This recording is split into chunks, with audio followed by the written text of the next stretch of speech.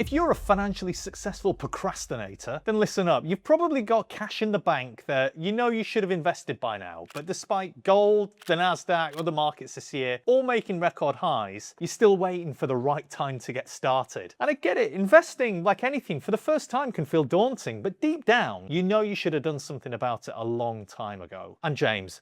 I'm a former professional trader turned financial educator, and in this video, I'll show you how to get started today with a proven plan whilst avoiding mistakes. Now, just to be clear, if you're new to investing but you don't already have a lump sum, there are plenty of other videos out there for beginners who are looking to start putting a couple of $100 a month into an ETF. But that's not what this channel's about. Because you can't save your way to wealth, and besides, if you're starting later than really you should have, then you need to make up for lost time here, which means you cannot afford to settle for average returns in passive funds that won't grow your money any faster than the market. Like most things, you might have got away with it when you're in your 20s, but now you need to accept some risk. Because the greater risk you're already facing comes with the cost of inaction. So people worry that the market will drop the moment they invest. So you probably sat there in cash, deliberating the perfect time to do it. And that often proves more costly. And I think this quote by Peter Lynch sums it up. Far more money has been lost by investors preparing for corrections or trying to anticipate them than has been lost in corrections themselves. So what we're talking about here is market timing. And this goes to show that a buy and hold strategy in the S&P would have massively outperformed, even missing just the 10 best days over a 20-year period. So really what we're talking about isn't so much the volatility of returns, but actually something known as sequencing risk. And this is the idea of investing right before the timing of a crash, rather than looking to buy after the correction has already happened. And what you can see here is that since 1950, there's only been 5 occasions where the market has corrected by 30% or more. So waiting for a big correction to happen before getting in, you're going to be waiting a long time. Because looking at the data, the average duration between these kind of episodes has been around 15 years. And all the while, you're paying a cost of inflation. I'm going to take numbers from the US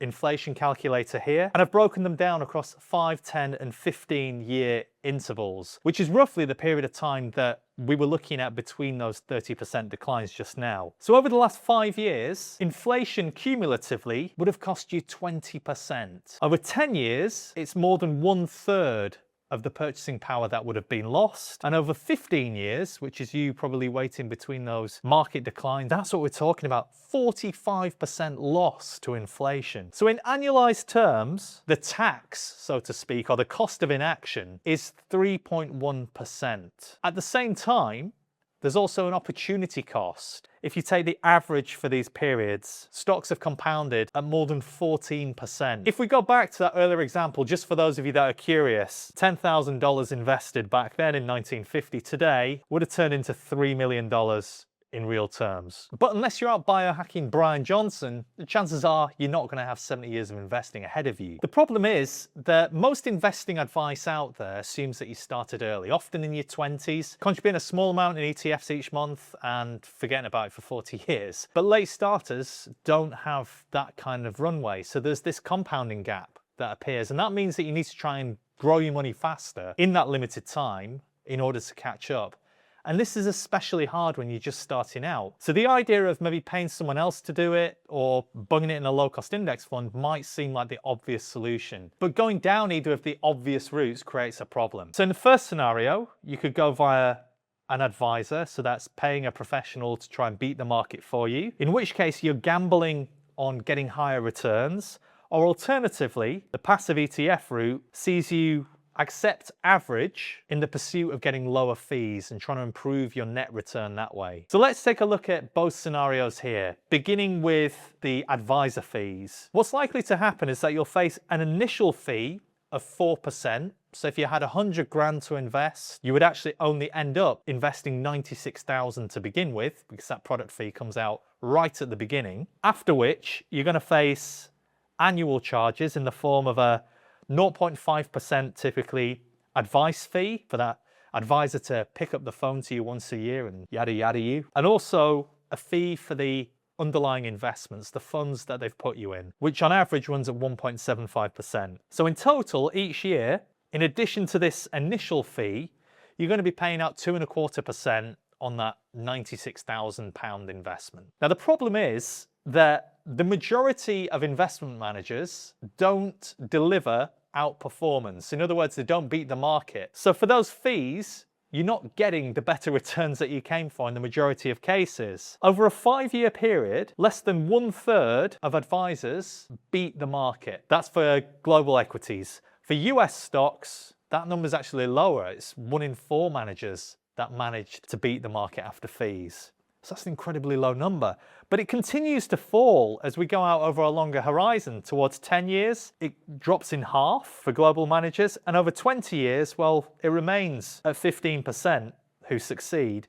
But for US, look at that, 94% of them fail to beat the market over a 20-year period. And being kind, this is the reason why. It's the fee drag. So when you add together the fees, that 2.25% per year after the initial fee, over 5 years, 10 years, and 20 years, the performance drag on your portfolio adds up to 14% over 5 years. That's quite a lot in such a short amount of time.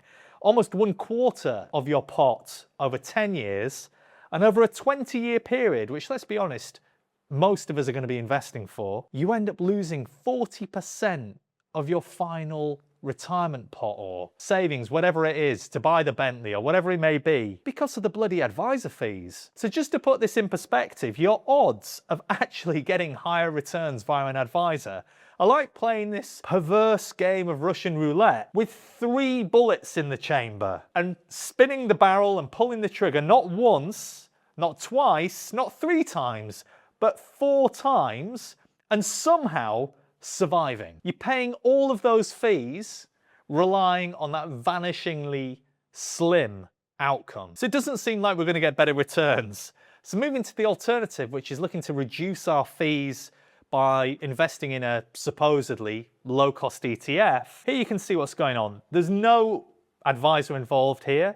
We'll assume that you're doing this on a DIY basis. So there's no initial fee, there's no advice fee, but you're still going to have a relatively modest management fee of 0.24% in the case of the MSCI World ETF I've used here as an example. Depending on your provider, you might also incur a platform fee, and people tend to overlook these, and they can often end up being more than the management fee itself on an ETF. So they're not quite as low cost as many people think, and this can really compound against you over a number of years. But nonetheless, these tend to be capped. In the likes of Hargreaves Lansdown, I think once you get beyond an investment of about £43,000, it would be equivalent in dollars, the cap kicks in. So the total fee drag in the case of the low-cost option is 0.6%. So it's considerably lower, even if it's still not perfect. So of the 2 options we've seen, you either won't grow faster because of fees in the case of an advisor, or with ETFs, you simply can't grow faster because they track the market, therefore meaning it's impossible to beat it. And when you're late to investing, you need to catch up. You need both the performance and fee efficiency there to possibly stand a chance of growing your money faster than the market. So this annual drag, let's say it's 2% a year, can end up destroying a huge chunk of your portfolio. The way to overcome this, in my experience, is by doing it yourself, but investing in single stocks which don't have any of those management fees. By building a portfolio of high quality companies that you can patiently hold over time. That's going to keep your costs low, but it's also going to give you, most importantly, a fighting chance of growing your money faster than either of the 2 options we've seen. But most beginners who try to do this on their own will make the same predictable mistakes. So to solve this, I've come up with a simple framework built around 3 pillars: stock selection, portfolio construction, and time horizon. And if you get these right, then compounding will follow. But if you get them wrong, you can easily undo all of the benefits of trying to do it yourself. And starting late makes those mistakes way more costly. So the first one is stock selection. The problem here is that most people randomly buy stocks over the years without ever having a real plan. And that leads to random returns, which is the opposite of the consistency that we need to make up for lost time here. And that will ultimately lead to more worry and eventually disappointment as well. So to address this, I want to introduce the quality factor. And as you can see here, it's improved performance by both lowering risk and improving returns in every major global equity market, whether it's in Europe, the US, even emerging markets, or worldwide. And you've probably seen this model in my other videos.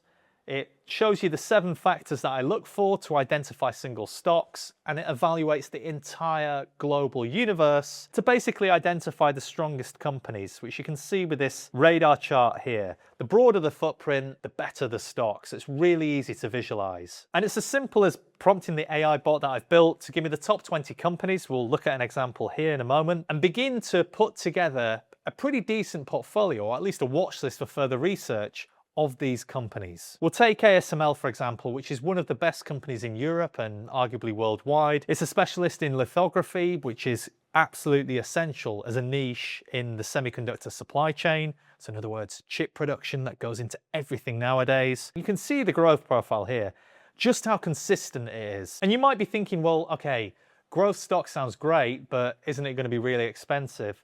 Well, whilst this isn't financial advice, none of this is, it's actually a lot closer to its historical median average than you might think. To put this in perspective, a 10,000 investment 10 years ago would have grown into 155k compared to, well, barely over 30 grand for the MSCI World ETF. If you'd like to get a copy of the watch list report that I've put together, it's completely free with the best company according to each of these factors in my model. Go ahead and check out the description, there's a link there. You'll begin to see how all of this works with the top companies doing significantly better than the market. So once you've identified the right stocks, concentration is actually what you should be aiming for, not diluting your best ideas and diminishing your edge. Contrary to popular belief, beyond about 20 stocks, there's very little marginal benefit to adding another stock to your portfolio for the sake of diversification. Where the risk really drops off is usually between about 15 to 20 stocks. And in the words of Warren Buffett, diversification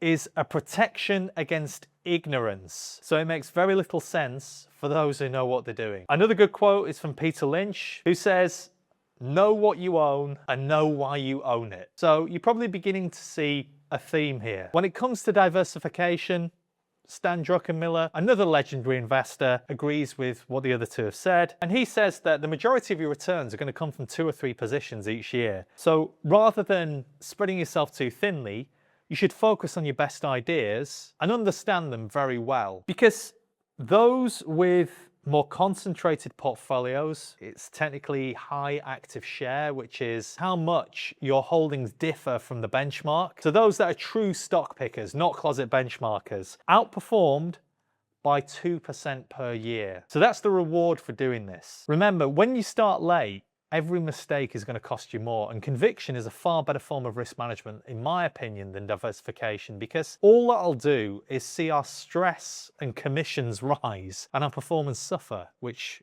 we just can't afford now. Which brings us to our third pillar, time horizon. You may not have 30 or 40 years of investing ahead of you, but you probably still have 20. And chasing short-term returns, if it's out of FOMO, thinking that they'll seemingly fix all your problems, inevitably it won't end well for you. Short-term edge no longer exists. It's been competed away by technology, whether it's high-frequency trading or simply having greater access to information through the internet. It'd be like following a moving average crossover or something like that, compared to otherwise just buying and holding the S&P. And you can see how in this example, up until the millennium, there was an edge to be eroded. In other words, excess return up here. But ever since, it's been diminishing. And the reason for that, it's been competed away. So instead, what we should be looking to do is invest over a multi-year horizon. This is where the excess return is. But this is the game that most people simply aren't willing or patient enough to play.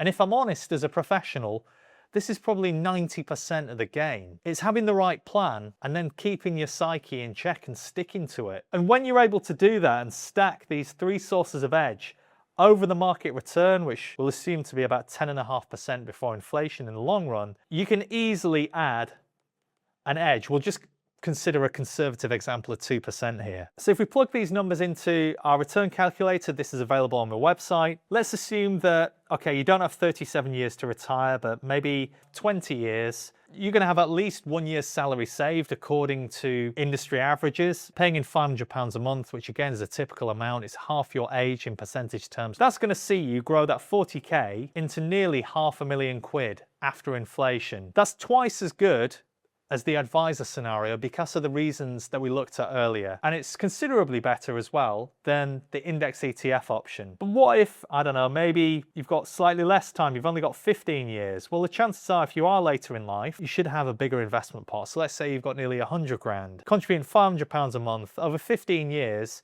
you're still going to do pretty well out of this. You could realistically more than 5x your money, according to these hypothetical assumptions, just to be very clear, after inflation, by adding a 2% edge over the market and, most importantly, eliminating fees at the same time, doing it yourself. And if maybe you're in your late 30s like me, 50k paying in 500 a month, you will end up with a very nice figure. These are assumptions, they're of course not guarantees, and it's certainly not financial advice. But hopefully you can see the big difference between going via an advisor, otherwise trying to do it with an ETF and missing out on any upside, which you ultimately need to grow faster and make up for lost time, or getting your hands around this, investing with a proven edge and eliminating fees at the same time. So as you've seen, if you do this well, if you pick good companies, you build your portfolio properly and you give it enough time to compound, then over the next couple of decades, this should be enough to get you to retirement. But then another question usually comes up. What happens when I actually get there? Because getting that part wrong could undo all of our good work and potentially see us run out of money in retirement. So watch this video next and I'll show you why the answer might completely change how much money you think you need to retire with. I'm off for a shiatsu.